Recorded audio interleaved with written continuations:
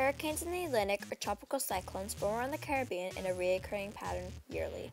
These hurricanes every year will destroy the East Coast, Bahamas, and more. First, we have Hurricane Rita, a Category 5 hurricane which hit in 2005. Its pattern began in the Bahamas and affected Florida, Texas, Louisiana, Alabama, and more.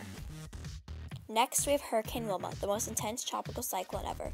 As a Category 5, which hit in 2005, it started in the Caribbean and affected the East Coast, Bahamas, and Europe. Last but not least, we have Hurricane Katrina. It began in 2005 as a Category 5 hurricane.